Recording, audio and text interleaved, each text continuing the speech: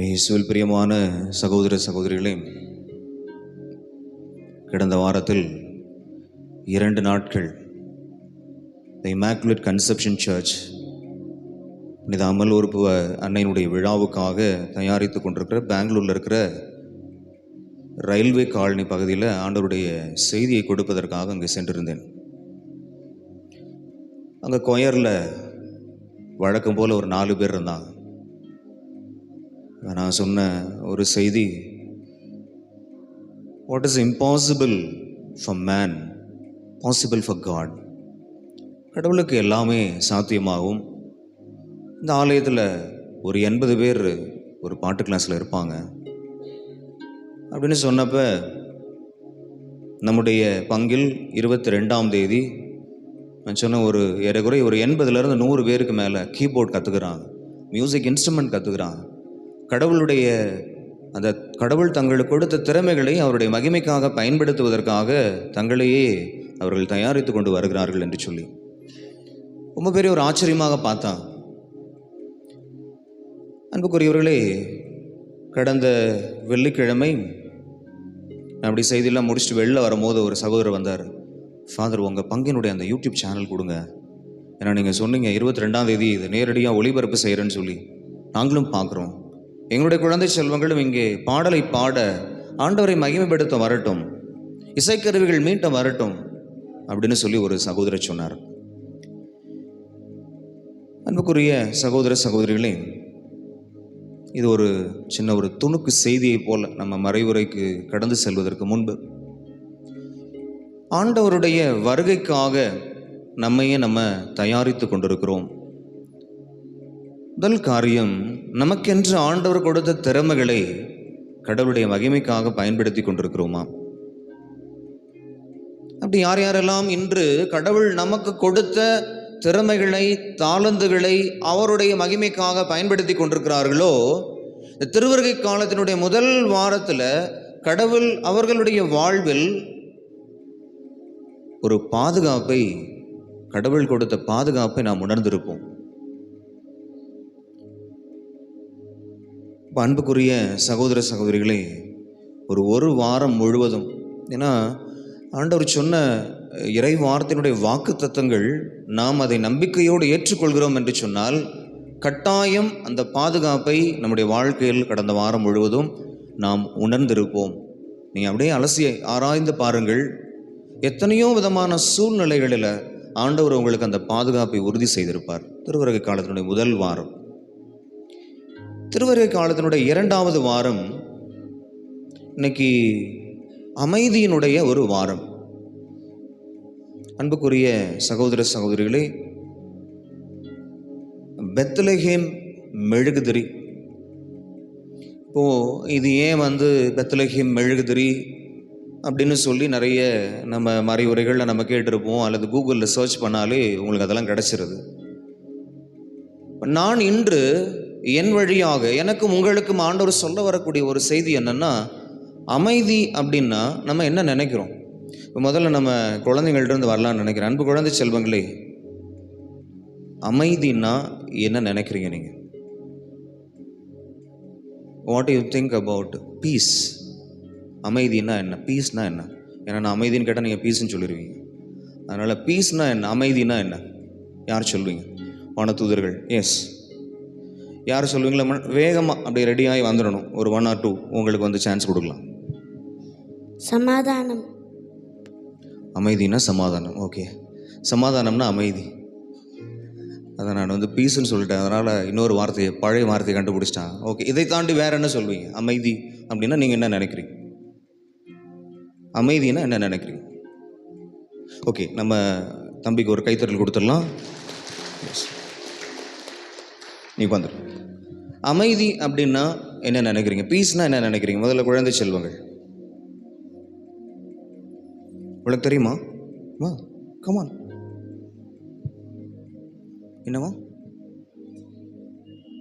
Wonderful, come on, மைக்கில் சொல்லுடியா. ஒரு கைத்தறல் கொடுக்கலாமா நம்ம குழந்தை செல்வதற்கு?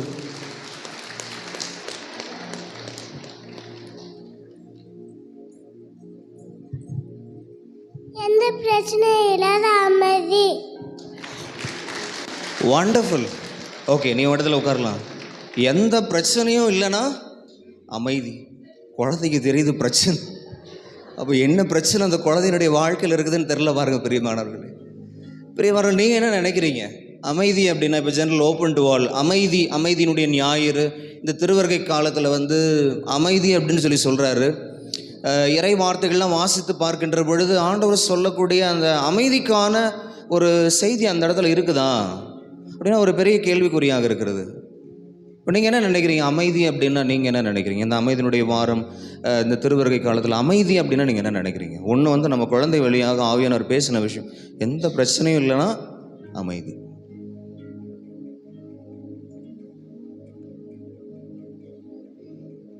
ஆவியானவர் நம்முடைய பங்கிலே செயல்படுகிறார் என்பதற்கான வெளிப்பாடுகள் தான் இதெல்லாம். நீங்கள் என்ன நினைக்கிறீங்க அமைதி அப்படின்னா? நீங்கள் என்ன நினைக்கிறீங்க உங்கள் வார்த்தையில் அமைதினா என்ன? What is piece?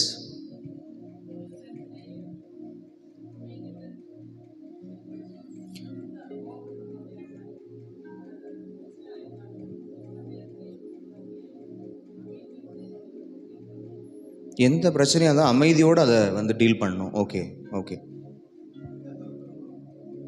ஓகே நல்லது. ஒரு குடும்பம் ஒரு அமைதி அப்படின்னு சொல்கிறாரு.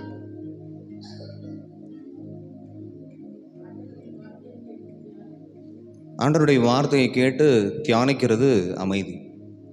அன்புக்குரியவர்களே, இந்த நாளுடைய முதல் வாசகத்தில் இந்த அமைதி குறித்து ஆண்டவர் இன்னைக்கு சொன்ன செய்தி ஒரு புதிய அனுபவமாக இருந்துச்சு எனக்கு. ஆண்டவர் இந்த அருமையான நாளில் முதல் வாசகத்தின் வழியாக ஆண்டவர் சொல்லக்கூடிய அந்த ஒரு அமைதி. ஏன்னா அன்புக்குரியவர்களே, எந்த ஒரு மனுஷனுக்கு உள்ளுக்குள்ள அமைதி இல்லையோ அந்த மனுஷன் வெளியில் அமைதியாக இருக்க முடியாது. If you don't have inner piece, உங்களுடைய வாழ்க்கையில் பிரச்சனை இருந்துக்கிட்டே இருக்கும். Price the Lord. உள்ளத்திற்குள்ள அமைதி இல்லைன்னா குடும்பத்தில் பிரச்சனை வந்துக்கிட்டே இருக்கும். ஆமாவா இல்லையா? ஆமாவா இல்லையா? உள்ளுக்குள்ள அமைதி இல்லைன்னா, அந்த இன்னர் பீஸ் உங்களுக்குள்ளே இல்லைன்னா, ஒரு மனுஷனுக்குள்ளே அந்த அமைதி இல்லைன்னா வெளியில் அது ரிஃப்ளெக்ட் ஆகிக்கிட்டே இருக்கும். இப்போ அன்புக்குரியவர்கள், இன்னைக்கு ஆண்டவர் சொல்கிறாரு இந்த அமைதிக்கான ஒரு வாக்குறுதி. அது இன்னைக்கு பார்த்தீங்க அப்படின்னு சொன்னால் அது நம்மால் கற்பனை செய்து பார்க்க முடியாத ஒரு அமைதி. கடவுளை நீங்கள் எங்களுக்கு இப்படிப்பட்ட ஒரு ஆசீர்வாதத்தை, ஒரு வாக்குறுதி வச்சுருக்கீங்களா? அதை தான் இன்னைக்கு திருப்பாடலில் மிக அழகாக பாடினாங்க. திருப்பாடல் 126 3வது வசனம். திருப்பாடல் 126 3வது வசனம். Psalms 126 verse 3. இந்த இறைவார்த்தை நம்ம எடுத்து வாசிப்போம். திருப்பாடல்கள் 126 இறைவார்த்தை 3 வாசிக்கலாம். ஆண்டவர் நமக்கு மாபெரும் செயல் புரிந்துள்ளார், அதனால் நாம் பெரும் மகிழ்ச்சி அடைகின்றோம். ஓகே, மீண்டும் ஒரு முறையாக இறைவார்த்தை வச்சிருக்கிறவங்க எல்லாருமே நீங்கள் எடுத்து வாசிங்க. ஏன்னா இந்த இறைவார்த்தை வாசிக்கின்ற பொழுது உங்களுடைய வாழ்க்கையில் ஆண்டவர் இந்த நாளிலும் இந்த வாரத்திலும் கொடுக்கக்கூடிய அந்த ஆசீர்வாதத்தை நாம் நமதாக்கி கொள்கிறோம். திருப்பாடல்கள் 126 இறைவார்த்தை 3, Psalms 126 verse 3 வாசிப்போம். ஆண்டவர் நமக்கு மாபெரும் செயல் புரிந்துள்ளார். ஓகே, நம்ம எல்லாருமே சொல்லலாமா? ஆண்டவர், அந்த இறைவார்த்தை சொல்லுது ஆண்டவர் நமக்குன்னு. நம்ம சொல்லுவோம் ஆண்டவர் எனக்கு. கொஞ்சம் கூட சத்தமா, ஆண்டவர் எனக்கு. அடுத்த வசனம். மாபெரும் செயல் புரிந்துள்ளார். ஓகே, இதை சொல்லுவோமா? ஆண்டவர் எனக்கு மாபெரும் செயல் புரிந்துள்ளார். இன்னொரு முறை கூட கண்களை மூடி அப்படியே 2 கரங்களை மார்போடு வச்சுக்கிட்டு நம்ம என்ன வார்த்தையை நம்ம சொல்கிறோன்னு, என்ன வாக்கியத்தை நம்ம சொல்கிறோம் அப்படின்னு பொருள் உணர்ந்து சொல்லுவோம். ஆண்டவர் எனக்கு மாபெரும் செயல் புரிந்துள்ளார். எல்லாருடைய குரலும் எனக்கு கேட்கல, பட் இருந்தாலும் கூட நீங்கள் சொல்கிறீங்கன்னு நான் நம்புகிறேன். ஆண்டவர் எனக்கு மாபெரும் செயல் புரிந்துள்ளார், அதனால் நான் சோகமாக இருக்கிறேன். அப்படியா? அதனால் நான் பெரும் மகிழ்ச்சி. இப்போது அன்புக்குரிய சகோதர சகோதரர்களே, நம்ம அமைதி அப்படின்னு நினச்சா, ஒருவேளை இப்போ நம்ம தம்பி ஆண்டனி அங்கே உட்காந்துருக்கிறாரு. இந்த தம்பி அமைதியான பையனா அல்லது கொஞ்சம் சேட்டை பண்ணுற பையனா? நீங்கள் சொல்லுங்கள். நான் பார்த்துருக்குறீங்க, இங்கே தான் இப்போ ஆல்ட்ரு சுற்றி தான் அந்த தம்பி இருக்கிறான். இந்த தம்பி அமைதியான பையனா அல்லது கொஞ்சம் சேட்டை பண்ணுற பையனா? அப்போ நம்ம என்ன சொல்லுவோம்? அமைதியான பையனா வாய் பேசவே கூடாது. எனக்கு அமைதியான பொண்ணு வேணும், அமைதியான மருமக, வாயே திறக்கக்கூடாது. எனக்கு அமைதியான மாமியார் வேணும் அப்படின்னா வாய் பேசாத மாமியார் அப்படின்னா எல்லாம் ஒரு வேளை சாதாரண வார்த்தையில் சொல்லணும், ஊமையை தான் கல்யாணம் பண்ணிக்கணும். அப்போ கூட ஊன்னு சத்தம் வரும்னு நினைக்கிறேன். பிரைஸ் எல்லாம் ஹல்லேலூயா. அப்போ அமைதி அப்படின்னு சொல்லி சொன்னால் நாம் நினைத்து கொள்ளக்கூடிய, நாம் புரிந்து கொள்ளக்கூடிய அமைதியை, இந்த மாபெரும் செயலை ஆண்டவர் என்னுடைய வாழ்க்கையில் செய்திருக்கிறாரா, அதனால் நான் இன்னைக்கு மகிழ்ச்சியாக இருக்கிறேன். எனக்கு ஒரு அமைதியான மாப்பிள்ளை கிடைச்சாரு பாருங்க, தங்கமான மாப்பிள்ளை, அமைதியான மாப்பிள்ளை, தங்கமான மருமக, அமைதியான மருமக, தங்கமான பிரதர், அமைதியான பிரதர், பேசவே மாட்டார் பிரதர் அருண், அமைதியாக இருப்பார். அப்படியா இன்னைக்கு ஆண்டவர் கொடுக்கக்கூடிய அந்த அமைதி? அன்புக்குரிய சகோதர சகோதரிகளே, தாய் திருச்சபையுடைய வரலாற்றில் நிறைய புனிதர்களை பற்றி சொல்லும் போது இவர் ஒரு ஊமை மாடுன்னு நீங்கள் நினச்சிட்டு இருக்கிறீங்க. ஆனால் இந்த ஊமை மாடு எழுப்பக்கூடிய குரல் அகில உலகமெங்கும் ஒலிக்கும் என்று ஒரு புனிதர் இன்னொரு புனிதரை குறித்து அவரோட சான்று பகிர்ந்திருக்கிறார். எந்த புனிதர் அப்படின்னு நீங்கள் கண்டுபிடிங்க, கூகுளில் சர்ச் பண்ணுங்கள், ஊமை மாடு அப்படின்னு அவருக்கு பேர். இந்த புனிதர் பேச மாட்டார்னு நினைக்கிறீங்க, ஆனால் இந்த புனிதர் எழுப்பக்கூடிய, இந்த ஊமை மாடு எழுப்பக்கூடிய குரல் அகில உலகம் எங்கும் அது ஒலிக்கும் அப்படின்னு. அப்போ அன்புக்குரியவர்கள், இன்னைக்கு ஆண்டவர் நமக்கு கொடுக்கக்கூடிய செய்தி என்னென்னா, பாருக்கினுடைய புத்தகம் 5வது அதிகாரம் 6வது இறை வார்த்தை. இன்னைக்கு நம்ம கடவுள் சொல்லக்கூடிய, கடவுள் நம்முடைய வாழ்க்கையில் கொடுக்கக்கூடிய அந்த அமைதி, கடவுள் நம்முடைய வாழ்க்கையில் கொடுக்கக்கூடிய அந்த அமைதி எப்படி இருக்கும் அப்படின்னு சொல்லி சொன்னால், இந்த இறை வார்த்தை நமக்கு சொல்கிறது. Book of Baruch chapter 5 verse 6. அப்படியே தொடர்ந்து நம்ம வாசிக்க போகிறோம் ஒவ்வொரு இறை வார்த்தையா. கடவுள் நமக்கு சொல்லக்கூடிய அந்த அமைதி, கடவுள் இந்த நாளில், இந்த வாரத்தில், இந்த திருவருகை காலத்தில் நமக்கு கொடுக்கக்கூடிய அந்த அமைதி அது எப்படிப்பட்டதாக இருக்கும் அப்படின்னு சொல்லி சொன்னால், இந்த இறைவாக்குனர் பாருக் மிக அழகாக சொல்கிறார். பாருக் யாருன்னு உங்கள் எல்லாருக்குமே தெரியும் நினைக்கிறேன். இறைவாக்குனர் எரேமியாவினுடைய செக்ரட்டரி, செயலர், அவர் தான் இந்த நூலை எழுதினார் அப்படின்னு அதனுடைய ஒரு குறிப்பு ஒன்று இருக்குது. இந்த இறைவார்த்தை வாசிப்போமா? பாருக்கினுடைய புத்தகம் 5வது அதிகாரம் 6வது இறைவார்த்தை. கடவுள் இன்று உங்களுக்கும் எனக்கும் இந்த வாரத்தில் அவர் கொடுக்கக்கூடிய அமைதி எப்படிப்பட்டதாக இருக்கும்? வாசிப்போம். பகைவர்கள் கடத்தி சென்று உம் மக்கள் உன்னை விட்டு பிரிந்து சென்ற பொழுது நடந்து சென்றார்கள். ஆனால் கடவுள் அவர்களை உன்னிடம் திரும்பி அழைத்து வரும் பொழுது அரியணையில் வீற்றிருக்கும் மன்னர் போல் உயர்மிகு மாட்சியுடன் அழைத்து வரப்படுவார்கள். அன்புக்குரிய சகோதர சகோதரிகளே, இஸ்ராயல் மக்களுடைய வாழ்க்கையில் அவங்க கடவுளுடைய கட்டளைகளை எல்லாம் விட்டுட்டாங்க, கடவுளை வழிபடுவதை விட்டுட்டாங்க, அவங்களுடைய வாழ்க்கையில் அவருடைய இஷ்டம் போல வாழ்ந்தார்கள். ஆகவே ஆண்டவருடைய வார்த்தை சொல்கிறது, பாருக் இறைவாக்குனர் சொல்கிறார், அவங்க அடிமையாக்கப்படுகிறார்கள். அப்படி அடிமையாக்கப்படுகின்ற பொழுது பகைவர்களால், அன்புக்குரியவர்களே, அடிமையாக அழைத்து செல்கின்ற போது ஆரவாரம் பண்ணிட்டு போவாங்க. எப்படி போவாங்க?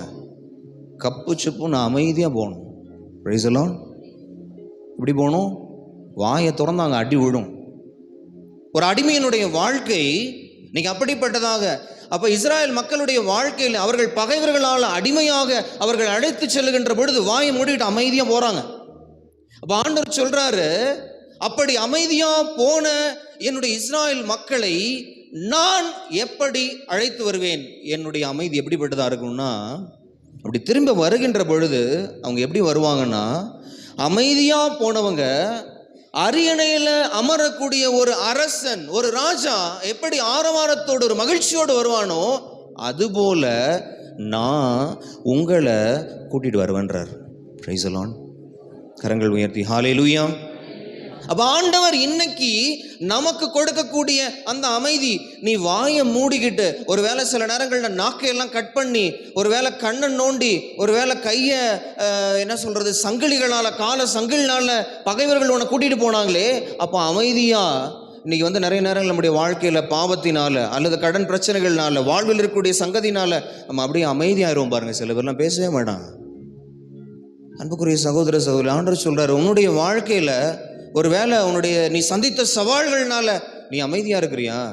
உன்னுடைய வருகை, திரும்பி வரக்கூடிய வருகை, நான் உன்னை கூட்டிட்டு வருவேன். எப்படி நான் கூட்டிட்டு வருவேன்னா, ஒரு அரியணையில வெற்றி பெற்ற ஒரு அரசர் எப்படி வருவாரோ, அமரம் எப்படி வருவாரோ, அந்த மாதிரியான ஒரு வருகையாக அது இருக்கும். ஹல்லேலூயா. எத்தனை பேர் நம்புறீங்க? கைகளை உயர்த்தி ஒரு ஹல்லேலூயா சொல்லி அந்த ஆசீர்வாதத்தை வாங்கிரும். ஹல்லேலூயா. அன்புக்குரிய சகோதர சகோதரர்களே, அப்ப ஆண்டவருடைய அமைதி எப்படியாக இருக்கும்? கடவுள் என்னுடைய வாழ்க்கையில கொடுக்கக்கூடிய அந்த உள்ளார்ந்த அமைதி எப்படியாக இருக்கும்? அந்த இன்னர் பீஸ் எப்படியா இருக்கும்னா, ஆண்டவர் சொல்றாரு, அது வெற்றி பெற்ற ஒரு ஆரவாரத்தோடு வரக்கூடிய அந்த மன்னருடைய வருகையை போல, அரியின் அமர்வதற்காக வரக்கூடிய மன்னருடைய அந்த ஒரு வருகை போல இருக்கும். இப்போ நீங்க அப்படியே இமேஜின் பண்ணி பாருங்க, இன்னைக்கு அரசியல்வாதிகள் வரும்போது அமைதியாக வர்றாங்களா, ஆரவாரத்தோடு வர்றாங்களா? பிரியமானவர்களே, அப்போ ஆண்டவர் சொல்லக்கூடிய அமைதி எப்படி இருக்கிறதா? இது போல ஒரு ஆரவாரம் மிக்க அமைதியாக இருக்குமா? Price the Lord. தொடர்ந்து வாசிப்போம். பாரூக்கினுடைய புத்தகம் 5வது அதிகாரம் 7வது வார்த்தை 8வது வார்த்தை அப்படியே வாசிப்போம். இந்த கடவுள் கொடுக்கக்கூடிய இந்த அமைதி நம்முடைய வாழ்க்கையில் எப்படியாக இருக்கும்? ஏன்னா அன்புக்குரியவர்களே, நாம கடவுளுடைய கையை பிடிச்சு அப்படி கூட்டிட்டு வரல. ஆண்டவர் சொல்றாரு, நான் உன்னுடைய கையை பிடிச்சு திரும்ப உன்னுடைய இடத்துக்கு கூட்டிட்டு வருவேன். அதுக்கு முன்னாடி இருக்கக்கூடிய வார்த்தைகள்லாம் பார்த்தீங்கன்னா, நீங்க கீழ் திசையில் இருக்காத, கமான் மேல் திசைக்கு வா. ஏன்னா உன்னுடைய வாழ்க்கையில இப்படிப்பட்ட ஒரு ஆசீர்வாதத்தை நான் கொடுக்குறேன்னு ஒரு பட்டியலை வச்சிருக்காரு. வாசிப்போம் அடுத்த இறை வார்த்தையை. கடவுளின் மாட்சியில் இஸ்ரேல் பாதுகாப்புடன் நடந்து வரும் பொருட்டு உயர் மலைகள் என்றென்றும் உள்ள குன்றுகள் எல்லாம் தாழவும் பள்ளத்தாக்குகள் நிரம்பவும் இவ்வாறு நிலம் முழுவதும் சமமாகவும் கடவுள் கட்டளையிட்டுள்ளார். அன்புக்குரியவர்களே, நம்ம போகும்போது ஒருவேளை அடிமையாக நம்ம போகும்போது காடு மேடு மலை அப்படின்னு நம்மளை கூட்டிகிட்டு போன அந்த பகைவர்கள் திரும்ப வரும்போது கடவுள் நம்மளை எப்படி கூட்டிகிட்டு வருவாராம்? அந்த இறைவார்த்தை என்ன சொல்கிறது? எப்படி கூட்டிகிட்டு வருவாராம் கடவுள்? உங்களுக்காக எனக்காக இந்த நாளில் இந்த வாரத்தில் நீங்களும் நானும் சந்திக்கக்கூடிய அப்படியே அந்த ஒரு பட்டியல் அப்படியே எடுத்து வைங்களேன். அந்த பட்டியலெல்லாம் ஆண்டவர் அப்படியே என்ன பண்ண போறாருன்னு வாசிங்க. அந்த இறை வார்த்தை சொல்கிறது, ஆண்டவர் உங்களை திரும்பி அழைச்சிட்டு வரும்போது அவர் எப்படி கூட்டிட்டு வருவாராம்? ஒன்று, பாதுகாப்போடு உங்களை கூட்டிட்டு வருவார். Price the Lord. 2வது வாசிங்க. மலைகள் என்றென்றும் உள்ள குன்றுகள் எல்லாம் தாழவும் பள்ளத்தாக்குகள் நிரம்பவும் இவ்வாறு நிலம் முழுவதும் சமமாகவும் கடவுள் கட்டளையிட்டுள்ளார். அன்புக்குரிய சகோதர சகோதரிகளே, இப்போது நம்முடைய பங்கிற்குரிய ஒரு பிரச்சனை என்ன அப்படின்னா, ஃபாதர் நம்முடைய பங்கில் அந்த வழி அப்படின்னு நம்ம சொல்கிறோமா, கொஞ்சம் வழி ஒரு மாதிரியாக இருந்தால், சரி இங்கே எந்த வழியில் போகிறதுக்கு. அப்போ ஆண்டவர் சொல்கிறார், அன்புக்குரியவர்களே, நீ மலை மேலே ஏற வேண்டாம், அல்லது பள்ளத்தாக்குகள் இருக்கிறது நீ இறங்கி ஏற வேண்டாம். ஆண்டவர் சொல்கிறாரு, அந்த பள்ளத்தாக்குகள்லாம் என்ன பண்ண போகிறேன்? அதை சமமாக்க போகிறேன். மலைகள் மேடுகள் அதெல்லாமே என்ன பண்ண போகிறேன்? எல்லாம் நேஷ்னல் ஹைவேஸ். இங்கேருந்து நேஷ்னல் ஹைவேஸில் நம்ம காரை எடுத்தோம்னா நம்ம போகக்கூடிய அந்த டெஸ்டினேஷன், உங்களுக்கு ஸ்பீட் பிரேக் எதுவுமே கிடையாது. எவ்வளவு விரைவாக உங்களை ஆண்டவர் கொண்டு போக முடியுமோ அவ்வளவு விரைவாக, எந்த தடையும் இல்லாத, அங்கே மேடும் இருக்காது பள்ளமும் இருக்காது. ஆண்டவர் சொல்ற, உனக்காக நான் அந்த காரியத்தை பண்ண போறேன். ஒருவேளை இன்னைக்கு வியாபாரத்திலோ அல்லது உங்களுடைய குடும்பத்திலோ அல்லது உங்களுடைய வாழ்க்கையில நீங்க என்னென்ன சவால்கள் நினைச்சிருக்கிறீங்களோ, இந்த சவால் என்னுடைய வாழ்க்கையில ஒரு மேடு போல இருக்கிறது. என்னுடைய இயலாமை, என்னுடைய பலவீனம், என்னுடைய பாவம் என்னுடைய வாழ்க்கையில ஒருவேளை பள்ளத்தாக்கு போல இருக்கு, ஒருவேளை அது மேடு போல. ஆண்டவர் சொல்றாரு, இந்த பள்ளத்தாக்குகள் இந்த மேடை எல்லாம் நான் என்ன பண்றேன்னா உனக்காக நான் சமதளமாக்க போறேன். Praise the lord. ஹல்லேலூயா. உனக்கு நான் பாதுகாப்பு கொடுக்க போறேன். பிரியமானவர்களே, அப்போ ஆண்டவர் ஒருவேளை நம்முடைய வாழ்க்கையில் அவர் அமைதியை கொடுக்குறாருன்னா அந்த அமைதி எப்படிப்பட்டதாக இருக்கும்? உன்னுடைய வாழ்க்கையில் அன்புக்குரிய சகோதர சகோதரி, முதல்ல அது ஒரு பெரிய ஆரவாரம் மாதிரி இருக்கும். 2வது, ஆண்டவர் சொல்றாரு, எந்த தடையும் இருக்காது. You will reach your destination. He who travels alone reaches the place faster. அருட் தந்தை ஹென்றி ஜார்ஜ் அவர்கள் சொல்லி கொடுத்தார் ஒசூரில் இருக்கும்போது, he who travels alone reaches the place faster. அன்புக்குரியவர்களே, ஆண்டவர் ஒரு வேளை இன்னைக்கு நம்மளை கையை பிடிச்சி அவர் நம்மளை கூட்டிட்டு வர்றாரு அப்படின்னா அங்கே ஒரு ஆரவாரம் இருக்கும். அந்த அமைதியில் ஒரு ஆரவாரம் இருக்கும். அந்த அரியரில் அமரக்கூடிய ஒரு அரசனை போல அன்புக்குரியவர்களே, நம்முடைய வாழ்வில் நம்ம பயணிக்கக்கூடிய அந்த பாதையில் இருக்கக்கூடிய எல்லா மேடு பள்ளங்கள் எல்லாம் ஆண்டவர் நிரப்புன்னு சொல்றார். அடுத்து வாசிப்போம் அடுத்த இறை வார்த்தை. காடுகளும் நறுமணம் வீசும் மரங்கள் அனைத்தும் கடவுளின் கட்டளையால் இஸ்ரேலுக்கு நிழல் கொடுத்தன. பாருங்க பிரியமானவர்களே, காடுகள் நறுமணம் வீசக்கூடிய மரங்கள் எல்லாம் உங்களுக்கும் எனக்கும் நிழல் போல இருக்குமா? அப்படின்னா என்னன்னா, நீங்களும் நானும் பயணிக்கக்கூடிய அந்த பாதை ஒரே வாசனை நிறைந்த ஒரு பாதனையா இருக்கும். இப்போ சில நேரங்களில் நம்ம இந்த நேஷனல் ஹைவேஸில் போகும்போது இந்த அனுபவம் இருக்குமான்னு தெரில. ஒரு சிங்கிள் ரோடில் நீங்கள் இதுக்கு முன்னாடி பயணம் செய்யும்போது 2 பக்கம் பார்த்தீங்கன்னா ஒரே மரங்களாக இருக்கும், அப்படியே சைடில் பார்த்தீங்கன்னா அப்படியே இந்த புல்வெளியாக இருக்கும். அதில் பயணிக்கின்ற அந்த அனுபவம் அது வேறு லெவல் எக்ஸ்பீரியன்ஸ். இப்போ ஆண்டவர் சொல்கிறாரு, நீ பயணிக்கின்ற பாதையில் உனக்கு நிழல் போல காட்டு மரங்கள் உனக்கு அந்த நிழல் கொடுக்கும், வாசனை தரக்கூடிய மரங்கள். அப்போ இன்றைக்கி நிறைய நேரங்களில் நம்ம என்ன பண்ணுறோம் அப்படின்னா, குப்பை இந்த பக்கம் பெங்களூர் ட்ராவல் பண்ணால் எப்படா ஜன்னல் கதவை மூடுவோம், எப்படா ஏசியை போடுவோம், ஏன்னா அந்த காற்று நம்மளை மாசுபடுத்திடக்கூடாதுன்னு.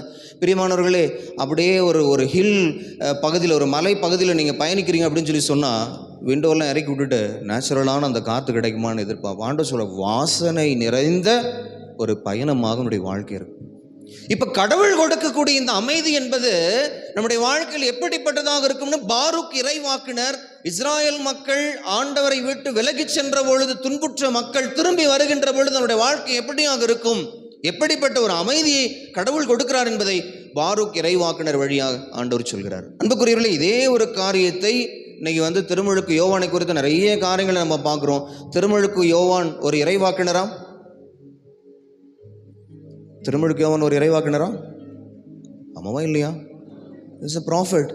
ஆண்டவர் இயேசு கிறிஸ்து சொல்லக்கூடிய ஒரு காரியம் என்ன, மனிதர்களில் பிறந்த எல்லா மனிதர்களை விட இவரை விட உயர்ந்தவர் வேறு யாருமே கிடையாது அப்படின்றார் திருமுழுக்கு யோவானை குறித்து. அன்புக்குரியவர்களே, நீங்கள் நற்செய்தி பகுதியில் வாசித்தோம், திருமுழுக்கு யோவானுக்கு கடவுளினுடைய ஒரு வாக்கு கிடைக்கிறது. அப்படின்னா he receives prophecy. கடவுளுடைய இறை வாக்கை இவர் பெற்றுக்கொள்கிறார். அவர் என்ன சொல்றார் அப்படின்னா, அன்புக்குரியவர்களே, இந்த ஆசீர்வாதம் இதெல்லாம் நம்ம பெற்றுக்கொள்ள வேண்டும் என்று சொன்னால் நம்ம செய்ய வேண்டிய ஒரே ஒரு காரியம், ஐ எம் சாரி ஆண்டவரே, நான் உங்களுக்கு எதிராகவும் வானகத்திற்கு எதிராகவும் நான் பாவம் செய்தேன். இஸ்ராயல் மக்கள்கிட்ட ஆண்டவர் எதிர்பார்த்த ஒரே ஒரு காரியம், எப்பொழுதெல்லாம் அவங்க கண்ணீரோடு கூட ஆண்டவருடைய சமூகத்தில் ஆண்டவரே நாங்கள் உமக்கு எதிராக பாவம் செய்து விட்டோம் அப்படின்ற ஒரே ஒரு வார்த்தை ஆண்டவரை மயக்கூடிய ஒரு மந்திர சொல். அப்போ திருமுழுக்கு யோவான் என்ன சொல்கிறாரு, அவர் கிடைச்ச வாக்கு என்னன்னா, பாவம் மன்னிப்பிற்காக மனம் மாறி திருமுழுக்கு பெறுங்கள். அப்போ உங்களுடைய வாழ்க்கையில் இந்த அனுபவங்கள்லாம் கிடைக்கும். இப்போ அன்புக்குரியவில் வெறும் வாக்குறுதி மட்டும் இல்லை, நம்ம என்ன செய்யணுமா, திருவருகை காலத்தினுடைய 2வது வாரத்துக்குள்ள ஆண்டவரே நான் பாவி, அவ்வளோதான். இந்த ஒரு வார்த்தையை நம்ம சொன்னாலே போதும். பிரியமானவர்களே, இந்த வாரம் முழுமைக்கும் காலையில் திருப்பலி வைக்கலாமா, மாலை திருப்பலி வைக்கலாமான்னு ஆண்டவர்கிட்ட அப்படியே கேட்டுகிட்டே இருந்தேன். காலையில் பூசை வந்தால் ஒரு 5 பேர் தான் வருவாங்க, ஆண்டவரே சாயந்தரம்னா கொஞ்சம் கூட வருவாங்க அப்படின்னு. ஒரு குருவானவர் நமக்கு அருட்தந்தை பிலிப் அடிகளார், ஃபாதர் இந்த வாரம் ஃபுல்லாக நான் உங்களுக்கு ஹெல்ப் பண்ணுறேன் ஃபாதர், மாஸ் தானே வேறு, ஈவினிங் மாஸ் நான் வச்சுருவேன். அவர் மாஸ் வச்சுட்டு திரும்பி இங்கேருந்து அவருடைய ஊருக்கு போயிட்டு திரும்பி மாஸ் வச்சுட்டு போகணும். அன்புக்குரிய சகோதர சகோதரிகளே, அப்போ இன்றைக்கி ஒரு குருவானவர் இந்த அருட்தந்தை பிலிப் அப்படின்றவர் உங்களுக்கு யார் என்னென்னு உங்களுக்கு தெரியாது. இந்த வாரத்தில் மாலை வேளைகளை நான் ஃபாதர்கிட்ட சொல்கிறேன், கிறிஸ்மஸ் கேரல்ஸ் ஒரு பக்கம் போயிட்டுருக்கு. திருவருகை காலத்தினுடைய இந்த 2வது வாரத்தில் நல்ல ஒரு ஒவ்வொரு அருட்சாதனம் பாவ சங்கீர்த்தனத்திற்காக ஒரு சின்ன முயற்சி எடுங்க. அப்படியே கண்களை மூடி இந்த திருமுழுக்கு யோவான் சொல்லக்கூடியது ஒரே ஒரு காரியம் தான். ஆண்டவர் அவருக்கு கொடுத்த ஒரு இறை வாக்கு என்னென்னா, பாவத்திலிருந்து நீங்கள் மனம் மாறி திருமுழுக்கு பெறுங்கள். நம்ம திருமுழுக்கெல்லாம் பெற்றுட்டோம், அதனால் இந்த பாவ மன்னிப்பிற்காக ஆண்டவரே நான் பாவி அப்படின்ற அந்த ஒரு, ஏன்னா இந்த இஸ்ராயல் மக்களுக்கு பாரூக் இறைவாக்கினர் என்ன சொல்கிறாருன்னா, நீங்கள் ஆண்டவரை விட்டு விலகி சென்றதுனாலே உங்களுக்கு இந்த அடிமைத்தனம், இந்த கஷ்ட காலங்கள் எல்லாம், திரும்பி வாங்க, ஆண்டவருக்குள்ளே வாங்க, சொல்லுங்கள் ஆண்டவரே நான் உமக்கு எதிராக என்னுடைய வாழ்வில் இப்படி தவறு இழைத்தேன் என்று பரிசோதனை செஞ்சு பாருங்கள். இந்த வாரத்தில் ஆண்டவருக்கு எதிராக செய்த எல்லா காரியங்களிலும், இங்கே தான் பாவ சங்கீதனம் செய்யணும்னு இல்லை, உங்களுடைய தாய் பங்கில் பாவ சங்கீதனம் செய்யலாம், அல்லது எங்கெங்கெல்லாம் உங்களுக்கு ஒவ்வொரு வருஷானதுக்காக குருக்கள் இருக்கிறார்களோ அங்கெங்கெல்லாம் நீங்கள் அந்த வாய்ப்பை பயன்படுத்தி கொள்ளலாம். இந்த 2வது வாரத்தில் நம்ம தயாரிப்போம். அப்போ ஆண்டவர் நீங்கள் அப்படி தயாரிக்கின்ற பொழுது ஆண்டவர் கொடுக்கக்கூடிய அமைதி, அந்த அமைதியினுடைய வாக்குறுதிகள் எப்படியாக இருக்கும்னு பாரூக் இறைவாக்கினர் 5வது அதிகாரத்தில் கொடுத்த அந்த ஆசீர்வாதம் முழுவதையும் நாம் பெற்றுக்கொள்வோம். அப்போ திருப்பாடல் ஆசிரியர் சொன்னது போல, ஆண்டவரே என்னுடைய வாழ்க்கையில் நீங்கள் மாபெரும் செயல்களை செஞ்சுருக்கிறீங்க, அதனால் நான் மகிழ்ச்சியாக இருப்பேன். இன்னைக்கு பவுலடியாரும் பிலிப்பியர்கள் திரும்புதல் அதை தான் சொல்கிறார், நீங்கள் இப்படிப்பட்ட ஒரு வாழ்க்கையை வாழ்வதற்காக முயற்சி செய்யுங்க. கண்களை மூடுவோம், கரங்களை கும்பிடுவோம். ஆண்டவரே, என்னுடைய வாழ்க்கையில் திருவருகை காலத்தினுடைய 2வது வாரத்தில் என்னுடைய உள்ளார்ந்த அமைதிக்காக என்னுடைய இன்னர் பீஸ்க்காக, என்னுடைய குடும்பத்தில் அமைதி நிலவுவதற்காக, அந்த அமைதி உம்முடைய பார்வையில் அது எப்படிப்பட்டதாக இருக்கிறது என்று சொல்லி எனக்கு அற்புதமான ஒரு வாக்குறுதி கொடுத்தீங்க. உம்முடைய அருள் இல்லாமல் உம்முடைய சமூகத்தில் நான் வர முடியாது. அமல உற்பவ அன்னையாக இருக்கிற எங்களுக்காக தொடர்ந்து பரிந்து பேசிக் கொண்டிருக்கிற அன்னை மரியாவே, புனித ஜான் பெர்க்மன்ஸ் பீட சிறுவர்களினுடைய பாதுகாவலர் தன் இரத்தத்தினால் ஒரு கடிதம் எழுதுகிறார். நற்கருணை ஆண்டவருக்கும் அமல உற்பவ அன்னைக்கும், நீங்கள் தூய்மையாக இருப்பது போல நானும் தூய்மையாக இருக்க வேண்டும் என்று தன் இரத்தத்தினால் பீட சிறுவர்களின் பாதுகாவலர் 22 வயசு வரைக்குமே உயிர் வாழ்ந்த ஒருவர் தன் இரத்தத்தினால் எழுதி கொடுக்கிறார். நீங்கள் தூய்மையாக இருந்தது போல நானும் தூய்மையாக இருக்கு. அன்புக்குரியவர்களே, இந்த வாரத்தில் நாமும் அன்னை மரியாவிடம் நாம் கேட்போம். அம்மாம், ஜென்ம பாவம் இல்லாமல் உற்பவித்த அமல உற்பவ அன்னையே, என் இயலாமைகள் பலவீனங்களை நான் ஏற்றுக்கொண்டு, எவன் ஒருவன் தன் பாவத்தை ஏற்றுக்கொண்டு அதை அறிக்கை செல்கிறானோ அவன் கடவுளுடைய அந்த ஆசீர்வாதத்தையும் இரக்கத்தையும் பெற்றுக்கொள்கிறான். இந்த வாரத்தில் எனக்கு அப்படிப்பட்ட அருள் வரங்களை பெற்றுத்தாரும் என்று அன்னை மரியாவினுடைய பரிந்துரையை கேட்டு செபிப்போம். அருள் நிறைந்த மரியே வாழ்க, ஆண்டவர் உம்முடனே, பெண்களுள் ஆசி பெற்றவர் நீரே, உடைய திருவயிற்றின் கனியாக இயேசுவும் ஆசி பெற்றவரே.